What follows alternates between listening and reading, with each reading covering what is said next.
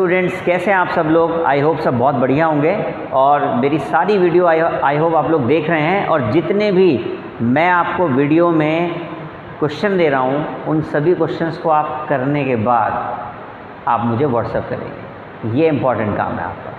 चलिए आज हम शुरू कर रहे हैं जावा के अंदर एक नया टॉपिक। क्या नाम है हमारे टॉपिक का? हमारे टॉपिक का नाम है स्विच। अब स्विच को देखते ही आपको याद आ जाता है कि ऊपर फ़ैन चल रहा है, इसको हम स्विच से बंद कर सकते हैं और हम इसको स्विच से ऑन भी कर सकते हैं। ऐसा इसके अंदर क्या है इस स्विच के अंदर कि आपका फ़ैन ऑफ या ऑन हो जाता है? देखिए जो स्विच होता है उसके अंदर आप 0 डाल सकते हैं, 1 डाल सकते हैं, 2 डाल सकते हैं, कोई भी नंबर ABCD डाल सकते हैं, बट ओनली सिंगल, या तो सिंगल कैरेक्टर होगा या फिर सिंगल वैल्यू होगी। एक सिंगल वेरिएबल के वैल्यू के बेसिस पर आप इसमें चेंज कर सकते हैं। चलिए देखते हैं कैसे करते हैं। सबसे पहला काम होता है हमारे पास में स्विच। सबसे पहला काम सिंटेक्स। सिंटेक्स का मतलब होता है कि आपका स्ट्रक्चर कैसा होगा, कैसे काम करेगा। पहली बात आप लिखेंगे स्विच। स्विच के अंदर आप लोग क्या पास करते हैं? आर्ग्यूमेंट पास करते हैं। आर्ग्यूमेंट का मतलब होता है कि सिंगल वेरिएबल को पास करना। आपने कहा कि सर मैंने यहाँ पे एक सिंगल वेरिएबल पास कर दिया इस तरीके से। अब इस सिंगल वेरिएबल की क्या वैल्यू हो सकती है? 1 हो, 2 हो, 3 हो, 4 हो। तो जैसे ही वैल्यू इसकी 1 होगी ये केस 1 में आएगा। 1 में आते ही जो आपने यहाँ पे स्टेटमेंट डाल रखे हैं उनको ये एग्जीक्यूट कर देगा। और जैसे ही आप ये ब्रेक स्टेटमेंट रीड करेंगे, थोड़ा सा ध्यान देंगे इस ब्रेक स्टेटमेंट पर। ये क्या करता है? आपने कहा मेरे पास में यहाँ पे 2-3 लाइनें लिखी हैं और मैंने यहाँ पे लिख दिया ब्रेक और फिर ये 2-3 लाइनें लिख दी, तो क्या होगा? ये वाला ब्रेक एग्जीक्यूट होगा, ये भी एग्जीक्यूट होगा, ये भी एग्जीक्यूट होगा, ये भी। और जैसे ही वो ब्रेक को रीड करेगा मेरा कंपाइलर बाहर चला जाएगा, इनको वो एग्जीक्यूट नहीं करेगा। दूसरी कंडीशन यहाँ पर आती है, मान लीजिए मैंने 2-3 स्टेटमेंट यहाँ लिखे और मैंने लिख दिया कंटिन्यू और फिर 2-3 स्टेटमेंट डाल दिए, तो क्या होगा? ये स्टेटमेंट एग्जीक्यूट होगा, ये भी, ये भी, ये भी, ये भी। और जैसे ही कंटिन्यू आएगा तो मेरा कंपाइलर उसे ऊपर फेंक देगा। ब्रेक क्या काम कर रहा है? नीचे फेंकने का काम कर रहा है। और कंटिन्यू क्या काम कर रहा है? कंटिन्यू ऊपर फेंकने का काम कर रहा है। अब कंपाइलर को कहा जाता है कि वो लाइन बाय लाइन कोड को एग्जीक्यूट करता है। अब लाइन बाय लाइन एग्जीक्यूट करेगा तो इसके बाद कौन सी लाइन आएगी? ये वाली, फिर ये, फिर ये, फिर ये। यानी कि ये कंटेंट इनफाइनाइट टाइम एग्जीक्यूट कर जाएगा। समझ गए आप मेरी बात? कभी भी ब्रेक और कंटिन्यू इंडिविजुअल काम नहीं करेंगे, कहीं ना कहीं सिचुएशनल काम करेंगे, ये अकॉर्डिंग टू सिचुएशन काम करेंगे। तो हमने यहाँ पे क्या किया? हमने यहाँ पे ब्रेक लगा दिया। ब्रेक लगाते क्या होगा? मेरा कंट्रोल सीधा बाहर आ जाएगा और मैंने वैल्यू डाल दी 2, तो कहाँ पहुँचेगा? केस 2 में स्टेटमेंट एग्जीक्यूट करेगा और कंट्रोल बाहर आ जाएगा। उसने डाला 3, आपने केस बना रखा है 3? नहीं बना रखा, तो कहाँ जाएंगे? डिफ़ॉल्ट में पहुँचेंगे और स्टेटमेंट एग्जीक्यूट करेगा और कंट्रोल बाहर आ जाएगा। अब ये तो बात समझ में आ रही है, ठीक है? ब्रेक लगा दिया, बाहर आ गया। अगर ब्रेक ना लगा हो तब क्या होगा? सपोज़ करो आप इसे क्या करें, कमेंट बना दें। ये मैंने सभी ब्रेक्स को कमेंट बना दिया। ध्यान से सुनिएगा। आपने कहा कि ए में मेरे पास में 1 है, केस 1 मैच कर गया। मैच करते ही ये वाली कंडीशन एग्जीक्यूट हो जाएगी, यानी कि ये कंडीशन एग्जीक्यूट हो जाएगी, ये वाली कंडीशन भी एग्जीक्यूट हो जाएगी और ये वाली कंडीशन भी एग्जीक्यूट हो जाएगी और बॉडी बंद है। उसके बाद आप बाहर चले जाएंगे।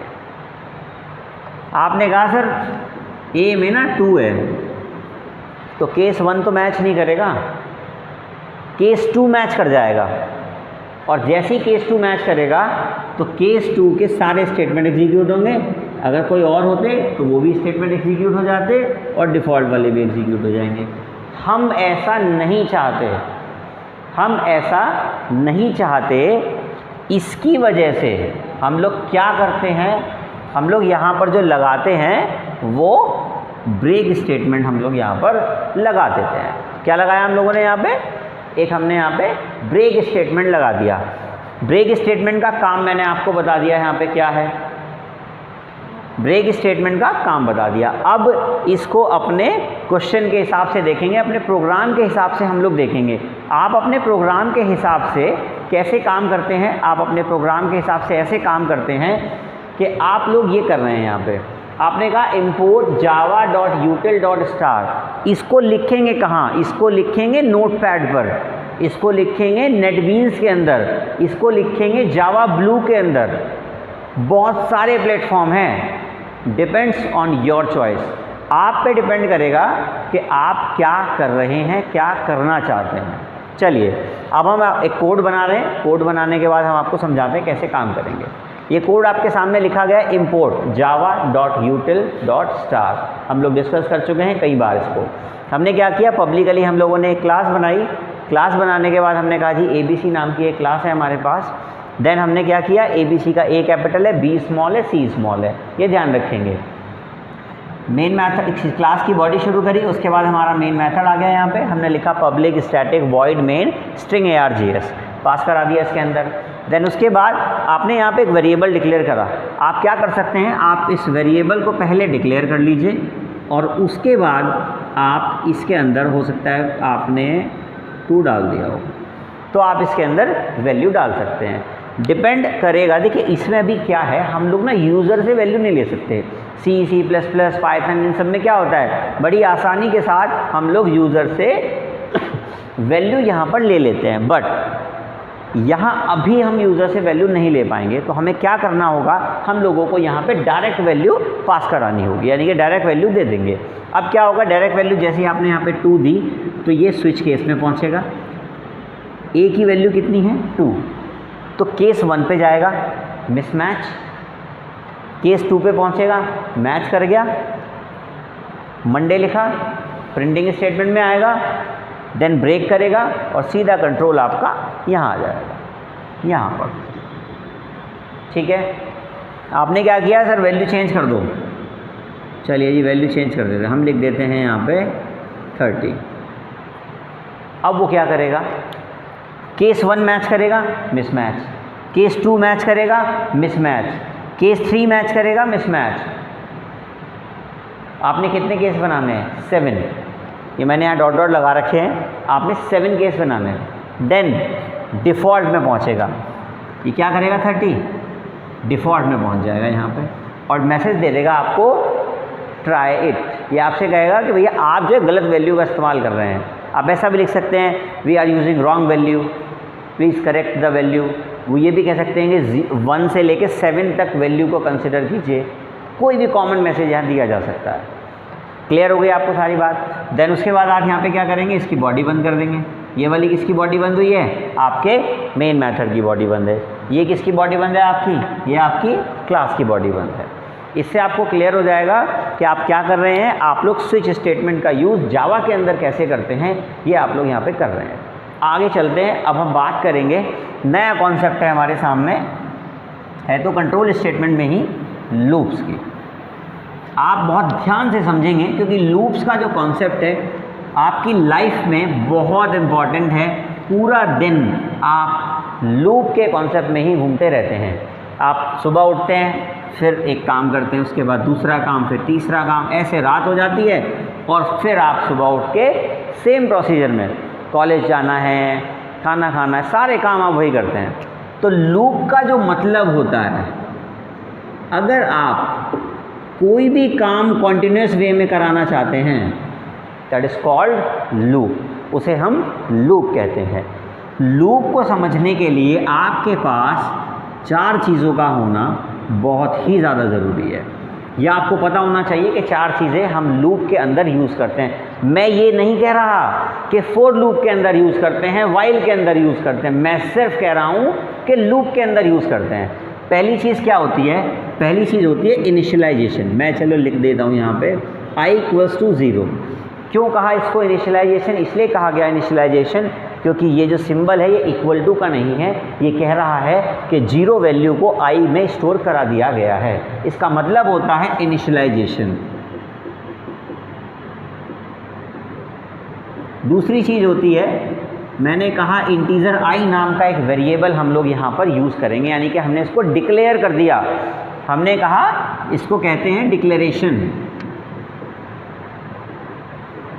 डिक्लेरेशन क्या कह रहा है? इन दोनों काम को, इनिशियलाइजेशन और डिक्लेरेशन को आप एक साथ भी कर सकते हैं फॉर लूप के अंदर ही।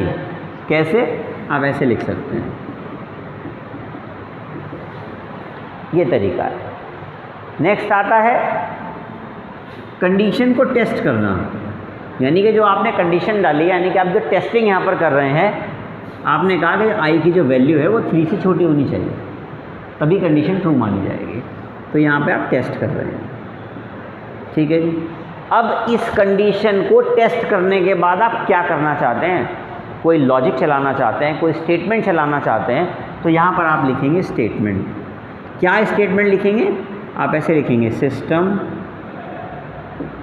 डॉट आउट डॉट प्रिंटलन, और सपोज करो आपने यहाँ पर कोई आई की वैल्यू को डिस्प्ले करा दिया, तो ये क्या है आपके? मल्टीपल भी हो सकते हैं, एक से ज़्यादा भी आप यूज़ कर सकते हैं, ये होते हैं स्टेटमेंट। ये आपके स्टेटमेंट होगा, ठीक है जी। अब सबसे इम्पॉर्टेंट बात कि लूप आगे कैसे बढ़ेगा या लूप रिवर्स कैसे आएगा। तो आपको क्या करना है, आपको 2 सिंबल दिखाई देंगे, एक तो ये प्लस प्लस वाले और एक ये माइनस माइनस वाले। जहाँ पर प्लस प्लस लगता है उसका मतलब होता है कि जिसके सामने ये लग गए या जिससे पहले लग गए उसकी वैल्यू में 1 का इंक्रीमेंट हो जाएगा, और जब माइनस माइनस लगा तो इसका मतलब है 1 का या तो डिक्रीमेंट होगा, पहले हो सकता है और बाद में भी हो सकता है। कहने का मतलब है ये इंक्रीमेंट है और ये डिक्रीमेंट है। ये 2 तरीके का होता है, प्री इंक्रीमेंट और पोस्ट इंक्रीमेंट। जैसे कनेक्शन चलाते हैं, मोबाइल फ़ोन चलाते हैं, प्रीपेड और पोस्ट पेड। प्रीपेड में क्या होता है, पहले आप पैसे देंगे और रिचार्ज हो जाएगा, देन आप उसके बाद सर्विस यूज़ कर पाएंगे। और आप क्या कर रहे हैं, पोस्ट पेड में पहले आपने सर्विस ले ली, यूज़ किया, उसके बाद आपने पेमेंट कर दिया। चलिए देखते हैं कैसे काम करेगा। अभी मैंने बताया a = 10, यहाँ तक कोई दिक्कत नहीं है। मैंने कहा a प्लस प्लस, a के बाद में लगाए प्लस प्लस, यानी कि ये पोस्ट इंक्रीमेंट है। वैल्यू क्या हो जाएगी यहाँ पे? 11, क्योंकि मैंने बताया था कि 1 का इंक्रीमेंट करते हैं इसके लिए। सेम काम हम यहाँ पे करेंगे, a = 10 प्लस प्लस a, तो यहाँ पर वैल्यू कितनी हो जाएगी? 11। भाई यहाँ भी वैल्यू 11 हो गई और यहाँ भी वैल्यू 11 हो गई। ये बाद में लगा है तो पोस्ट इंक्रीमेंट है, पहले लगा है तो प्री इंक्रीमेंट है। अब आप कहेंगे सर कि बाद में लगा लो चाहे पहले लगा लो, वैल्यू तो सेम ही आ रही है। हाँ बिल्कुल आ रही है, बट अगर आप किसी अनदर वेरिएबल के साथ इसको यूज़ करेंगे तब आपकी वैल्यू फ्लक्चुएट हो सकती है। मैंने कहा b = यानी कि b क्या असाइन करा ले, a प्लस करा ले। तो ये कह रहा है कि मेरे a की वैल्यू को पहले आप b में भेज दें, और a की वैल्यू क्या थी? 10, तो यहाँ b की वैल्यू क्या हो जाएगी? 10 हो जाएगी। देन आपने कहा a प्लस प्लस बाद में इंक्रीमेंट होगा, तो a की वैल्यू कितनी हो जाएगी? 11। अब ये कह रहा है कि सर b की वैल्यू यहाँ क्या होगी? ये कह रहा है कि सर प्लस प्लस a, यानी कि a की वैल्यू में पहले इंक्रीमेंट करा दो। तो इंक्रीमेंट कराते ही कितना हो गया? 11, और 11 होते ही क्या होगा? b में आपकी वैल्यू पहुंच जाएगी 11। क्लियर है इतनी बात? आगे चलते हैं। आपने कहा a = 10, b = a minus minus, तो आप लोगों को बताना है कि यहाँ पर आपकी a और b की वैल्यू पोस्ट डिक्रीमेंट और प्री डिक्रीमेंट में क्या आएगी। वीडियो को पॉज करेंगे, 2 मिनट अपनी कॉपी पे कंडीशन लिखकर चेक करेंगे और अपना आंसर लिखेंगे, देन उसके बाद आप टैली कराएंगे। चलिए देखते हैं आंसर क्या आ रहा है। आपने कहा कि सर पहले जो a की वैल्यू है उसको आप b में स्टोर करा दीजिए, तो a की वैल्यू क्या है? 10, तो b के अंदर क्या आ गया? 10, तो b के अंदर आ गया हमारा 10, और a क्या कर रहा है? डिक्रीमेंट करा रहा है, तो वैल्यू क्या आ गई हमारे पास में? 9। अब यहाँ चलते हैं, ये कह रहा है पहले वैल्यू को डिक्रीज़ कर लीजिए आप, तो a की वैल्यू कितनी थी? 10 थी, कितनी हो जाएगी? 9 हो जाएगी। तो यहाँ पे क्या होगा, a की वैल्यू भी 9 हो जाएगी और b की वैल्यू भी 9 हो जाएगी।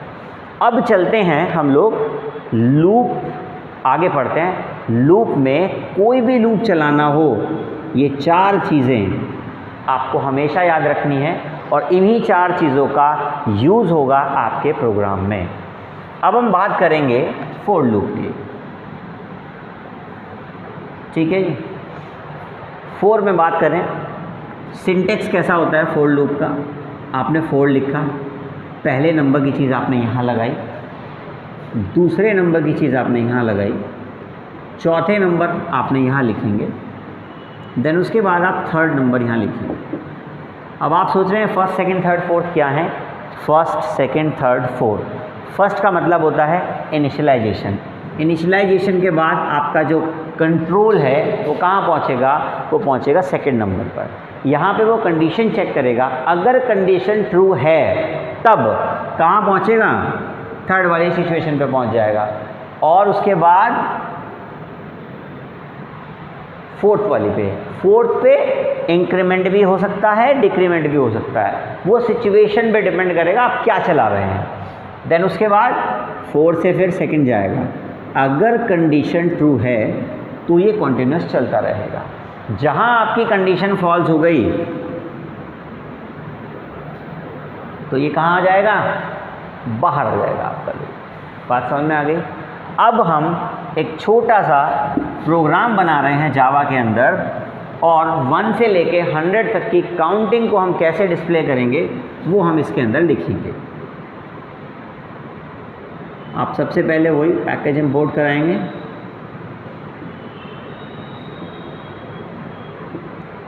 देन उसके बाद पब्लिक क्लास का नाम, फिर यहाँ पर लिखेंगे आप लोग मेन मेथड, पब्लिक स्टैटिक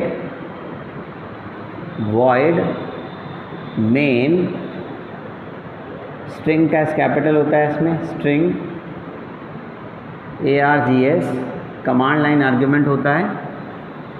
अब आप क्या करने वाले हैं, आपको बताया गया था कि हमने एक वेरिएबल लेना है i नाम से। उसके बाद हम यहाँ पर लिखेंगे फोर, i में हमने 1 डाल दिया, i less than equals to 100 डाल दिया और i प्लस प्लस कर दिया। देन आपको क्या करना है, आपको लिखना है सिस्टम, सिस्टम का कैपिटल है क्योंकि एक क्लास है, system dot out dot print ln और i की वैल्यू को कॉन्कैट करते हुए आपको डिस्प्ले करा देना है। मेन मेथड 1 और आपकी क्लास 1। ये क्या करेगा, यहाँ से एग्जीक्यूशन करेगा, मेन मेथड में आएगा, मेन मेथड में आने के बाद इंटीजर i नाम के वेरिएबल को डिक्लेयर करेगा, डिक्लेयर करने के बाद i में 1 डालेगा, i की कंडीशन चेक करने के लिए पहुँचेगा कि 1 छोटा है बराबर है 100 के। कंडीशन हमारी ट्रू हो जाएगी, ट्रू होने के बाद कहाँ पहुँचेगा, ये यहाँ आएगा और क्या करेगा, i की वैल्यू को डिस्प्ले करा देगा। ln यहाँ पे लगा हुआ है ऑलरेडी, तो ये कंटिन्यूस वे में 1 2 3 4 5 100 तक वैल्यू शो कर देगा और वो भी नेक्स्ट लाइन पे। इस तरीके से आपका कोड एग्जीक्यूट होगा। भाई i की वैल्यू 1 आई, उसने 1 प्रिंट कर दिया, उसके बाद वो कहाँ पहुँचा, यहाँ पहुँच गया। क्या करेगा, इंक्रीमेंट करेगा, 1 से 2 हो जाएगा, फिर 3, फिर 4, फिर कंटिन्यू चलता रहेगा। इस तरीके से हम लोग लूप में काम कैसे करते हैं, फोर लूप में कैसे काम करते हैं, ये आज हम लोगों ने इस वीडियो के अंदर सीखा।